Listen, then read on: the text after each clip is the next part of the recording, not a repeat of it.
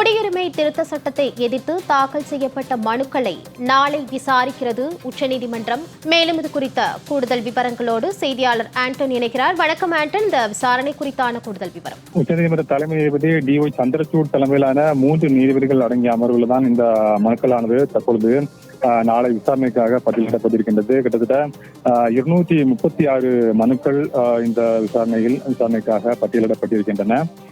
இதனைத் தொடர்ந்து இந்த வழக்கு தற்பொழுது சர்ச்சையை ஏற்படுத்தியிருக்கக்கூடிய இந்த குடியுரிமை திருத்த சட்டம் தொடர்பான வழக்கு எதிர்பார்ப்பினையும் ஏற்படுத்தியிருக்கிறது என்றுதான் கூற வேண்டும்.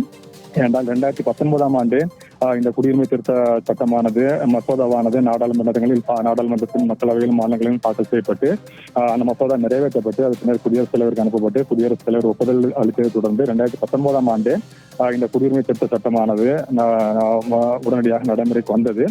ஆனால் இந்த 2024 இந்த ஆண்டு வரையில் அந்த சட்டமானது தொடர்ந்து அமல்படுத்தப்படாமலே இருந்து வந்தது. 2019ஆம் ஆண்டு இந்த சட்டத்திற்கு குடியரசுத் தலைவர் ஒப்புதல் அளித்த உடனேயே இது சட்டமான உடனேயே அதற்கு எதிராக உச்சநீதிமன்றத்தில் வழக்கலானது தொடரப்பட்டிருந்தது. அந்த மனுக்களை அப்போதே உச்சநீதிமன்றம் விசாரணைக்கு ஏற்றுக்கொண்டு விசாரணை மேற்கொண்டது. ஆனால் அந்த சூழ்நிலையில் உச்சநீதிமன்றம் இந்த குடியுரிமை திருத்த சட்டத்திற்கு அப்பொழுது எந்த விதமான இடைக்கால தடையும் விதிக்க மறுத்துவிட்டது. இருப்பினும் இந்த வழக்குகள் உச்சநீதிமன்றத்தில் நிலுவையில் இருந்து கொண்டிருக்கின்றன. இந்த சூழ்நிலையில் தான் தற்பொழுது மார்ச் 11ஆம் தேதி இந்த குடியுரிமை திருத்த சட்டமானது நாடு முழுவதிலும் அமலுக்கு வருவதாக மத்திய அரசு அறிவித்தது. அதன் அடிப்படையில் தான் தற்பொழுது அந்த பிரச்சனையானது மீண்டும் சுரூபம் எடுத்திருக்கின்றது என்று கூற வேண்டும். அதன் அடிப்படையில் தான் இந்த குடியுரிமை திருத்த சட்டத்திற்கு எதிராக 2019ஆம் ஆண்டிலிருந்தே தாக்கல் செய்யப்பட்ட மனுக்கள் நிலுவையில் கூடிய சூழ்நிலையில் தற்பொழுது மீண்டும் சில மனுக்களும் தாக்கல் செய்யப்பட்டிருக்கின்றன. மத்திய அரசு இந்த சட்டத்தை அமல்படுத்தியதை தொடர்ந்து மீண்டும் மனுக்கள் தாக்கல் செய்யப்படுகின்றன. இதனை அடுத்துதான் இந்த வழக்குகளை உடனடியாக விசாரணை மேற்கொள்ளுமாறு அண்மையில் உச்சநீதிமன்றத்தில் தலைமை நீதிபதி DY சந்திரசூட் அமர்வில் முறையீடு செய்யப்பட்டது. அதனைத் தொடர்ந்து தற்பொழுது இந்த வழக்கு நாளை விசாரணை மேற்கொள்ளப்படும் என உச்சநீதிமன்றம் அறிவித்து அந்த மனுக்களை உச்சநீதிமன்றம் தற்பொழுது பட்டியலிட்டிருக்கின்றது.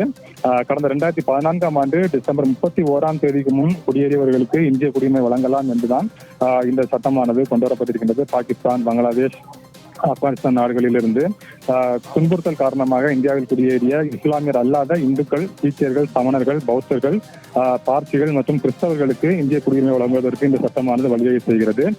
இதுதான் தற்பொழுது சர்ச்சையை ஏற்படுத்தியிருக்கின்றது. மத ரீதியாக இது பிளவுபடுத்தக்கூடிய ஒரு சட்டமாக இருக்கின்றது என்று பல தரப்பிலும் குற்றச்சாட்டு எழுந்திருக்கக்கூடிய சூழலில் உச்சநீதிமன்றம் நாளை இந்த வழக்கை விசாரிக்க இருப்பது முக்கியத்துவம் வாய்ந்ததாக பார்க்கப்படுகின்றது. ஆண்டன் ஜபகர், தங்களுடைய விரிவான தகவல்களுக்கு நன்றி.